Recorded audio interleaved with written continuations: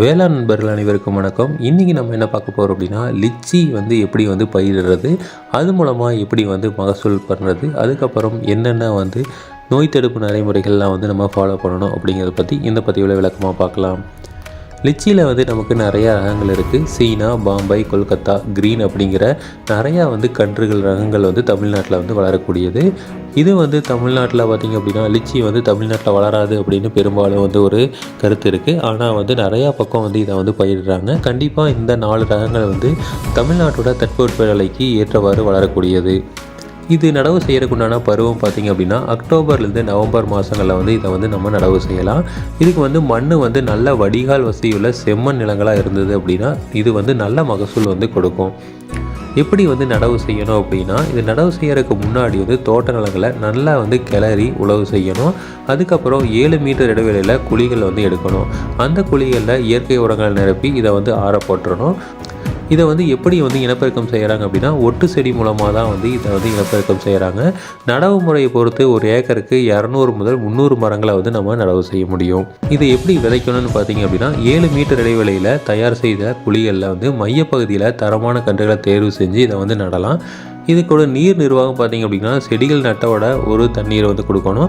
அடுத்தது 3ஆம் நாள் ஒரு தண்ணீரை விடணும். அதுக்கப்புறம் வாரத்துக்கு ஒரு முறை நீர் பாய்ச்சுவது அப்படிங்கிறது அவசியம். லிச்சி மரக்கன்றுக்கு வளர்ந்தோட 15 நாட்கள் ஒரு முறை நம்ம நீர் கொடுத்தோம் அப்படின்னாவே போதுமானது. இதுக்கு உரம் பார்த்திங்க அப்படின்னா, இது கன்றுகள் நல்லா வளர தொடங்குச்சு அப்படின்னா 1 மாத இடைவெளியில் 1 கிலோ தலை சத்து, 1/2 கிலோ மணிச்சத்து, அதுக்கப்புறம் 1 கிலோ சாம்பல் சத்து உரங்களை நம்ம கொடுக்கணும். கன்றுகள் நல்லா செழுமையாக வரிச்சு பெற்ற நிலையில் 5 கிலோ தொழு உரம் 150 கிராம் தலை சத்து, 150 கிராம் மணி சத்து, அடுத்து 150 கிராம் சாம்பல் சத்து மண்ணோட கலந்து நம்ம போட்டுட்ருக்கணும். பழங்கள் காய்க்க தொடஞ்சிச்சு அப்படின்னா அப்போ 100 கிலோ தொழு உரமும், 4 கிலோ வேப்ப முன்னாக்கு, 2 கிலோ தலை சத்து, 2 கிலோ மணிச்சத்து, அடுத்தது 800 கிராம் சாம்பல் சத்து நம்ம தொடர்ந்து அழைச்சிட்டே இருக்கணும். அப்போ தான் மகசூல் நமக்கு நிறையா கிடைக்கும். இதில் என்னென்ன நோய்கள் வர்றதுக்கு வாய்ப்பு இருக்குதுன்னு பார்த்தீங்க அப்படின்னா, சாம்பல் நோய் வர்றதுக்கு வாய்ப்பு இருக்குது. அதே மாதிரி வண்டுகள் தாக்குறதுக்கும் வாய்ப்புகள் இருக்குது. இதுக்கு நம்ம நிர்வாகம் பண்ணியே ஆகணும். அடுத்தது அறுவடை பார்த்திங்க அப்படின்னா, நல்லா வளர்ந்த 7லேருந்து 9 ஆண்டுகளில் இந்த லிச்சி காய்க்க தொடங்கும். பழுத்த பழங்களை சேதாரம் இல்லாமல் அழுங்காமல் நம்ம அறுவடை செய்யணும். மகசூல் எவ்வளோ கிடைக்குன்னு பார்த்திங்க அப்படின்னா, இது சாதாரண ரகங்கள் ஒரு அறுவடைக்கு 80 கிலோலேருந்து 90 கிலோ வரைக்கும் நமக்கு மகசூல் கிடைக்கும்.